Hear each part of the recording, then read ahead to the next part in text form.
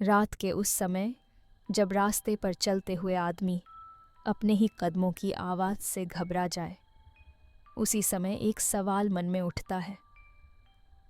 अगर कोई जगह दिन में बिल्कुल सामान्य दिखे, लेकिन रात होते ही सांस लेने लगे, तो क्या वो जगह सच में खाली होती है? राजस्थान की तपती हुई धरती पर, जैसलमेर से थोड़ी दूर, रेत के समंदर के बीच एक गांव है, कुलधरा गांव। दिन में वहां धूप पत्थरों पर गिरती है, हवाएं सूखी दीवारों से टकराकर सीटी बजाती हैं, और सब कुछ ऐसा लगता है जैसे बस लोग कहीं बाहर गए हों और अभी लौट आएंगे। लेकिन जो लोग वहां शाम ढलने के बाद रुक जाते हैं, वो अक्सर एक ही बात कहते हैं कि वहां कुछ है जो दिखाई नहीं देता, लेकिन हर पल महसूस होता है। उस रात भी सब कुछ सामान्य ही शुरू हुआ था। अजय, एक ट्रैवल डॉक्यूमेंट्री बनाने वाला युवक, अपने कैमरे और रिकॉर्डर के साथ गांव में दाखिल हुआ। उसे भूतों पर भरोसा नहीं था, लेकिन उसे सन्नाटे की कहानियां पसंद थीं।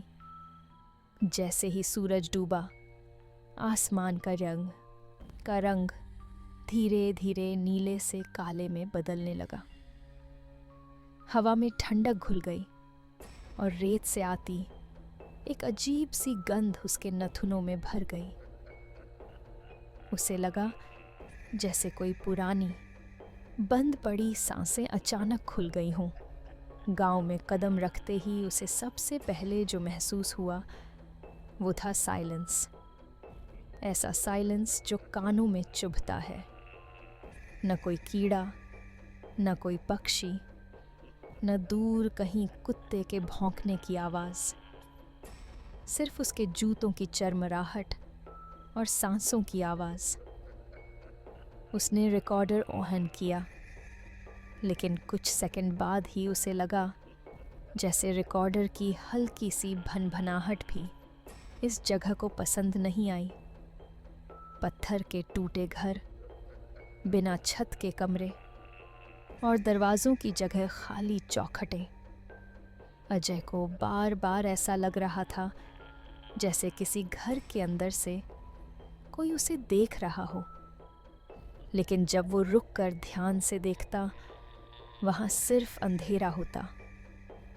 उसने खुद को समझाया कि ये सिर्फ दिमाग का खेल है, लंबे सफ़र की थकान है। वो आगे बढ़ता गया। अचानक उसे लगा जैसे पीछे किसी ने रेत पर कदम रखा हो। उसने मुड़कर देखा, कुछ नहीं। फिर भी उसके कंधे सख्त हो गए। हवा अब ठंडी नहीं, भारी लगने लगी थी, जैसे हर सांस के साथ कुछ अदृश्य उसके फेफड़ों में उतर रहा हो। एक मोड़ पर उसे एक बूढ़ा आदमी दिखा। वो पत्थर की दीवार के पास बैठा था, जैसे हमेशा से वहीं बैठा हो। उसके कपड़े पुराने थे, आंखें गहरी और आवाज़ बहुत धीमी, इतनी धीमी कि अजय को उसके शब्द सुनने के लिए के पास जाना पड़ा। तुम यहाँ क्यों आए हो? बूढ़े ने पूछा। अजय ने कहा कि वो बस कहानी ढूंढ रहा है। बूढ़ा हल्का सा मुस्कुराया। कहानियाँ यहाँ मिलती नहीं, यहाँ रह जाती हैं। उस वाक्य के बाद कुछ सेकंड तक दोनों चुप रहे। अजय ने महसूस किया कि हवा भी रुक गई है। उसने पूछा कि गांव खाली क्यों है? खाली? बूढ़े ने दोहराया, जैसे शब्द का स्वाद ले रहा हो। तुम्हें सच में लगता है ये खाली है? अजय कुछ कह पाता, उससे पहले ही हवा का एक झोंका आया, और जब उसने आंख झपकाई, बूढ़ा वहां नहीं था। सिर्फ वही पत्थर की दीवार, ठंडी और खामोश। अब अजय के कदम धीमे हो गए। उसे लगा जैसे गांव की गलियां छोटी होती जा रही हैं, जैसे रास्ते उसे वापस उसी जगह ला रहे हों। उसने कैमरा उठाया, लेकिन स्क्रीन पर कुछ सेकंड के लिए अजीब सी परछाइयाँ हिलती दिखीं। उसने दोबारा देखा, कुछ नहीं। रात गहराती गई। चांद आधा ही निकला था और उसकी रोशनी में घरों की परछाइयाँ अजीब आकार ले रही थीं। उसे लगा जैसे कहीं दूर से धीमी फुसफुसाहट आ रही हो।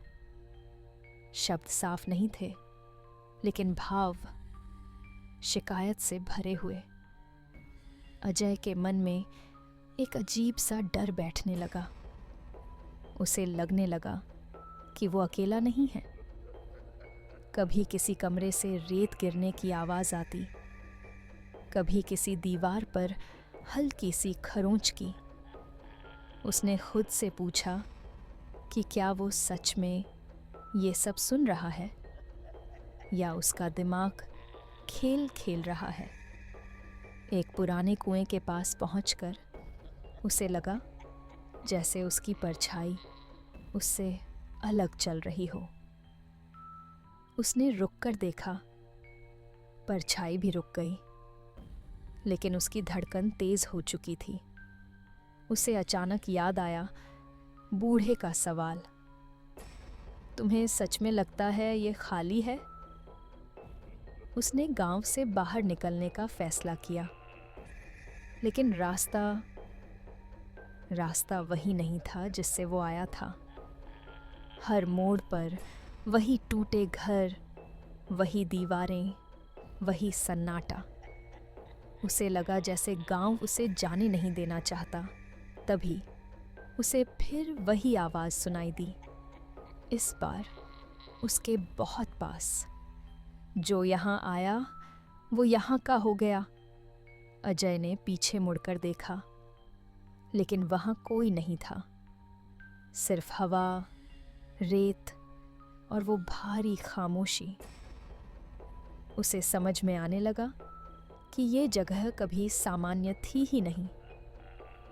यहाँ समय रुका हुआ है और जो भी यहाँ आता है उसका एक हिस्सा यहीं रह जाता है। जब सुबह हुई, गांव फिर से वैसा ही दिखने लगा, शांत, खाली, पत्थरों का ढेर। बाहर खड़ी जीप के पास अजय का कैमरा पड़ा था, चालू हालत में, लेकिन अजय कहीं नहीं था। और अगर तुम कभी कुलधरा जाओ और तुम्हें लगे कि कोई तुम्हारे पीछे चल रहा है, तो मुड़कर मत देखना, क्योंकि शायद वो तुम्हारी ही परछाई नहीं होगी।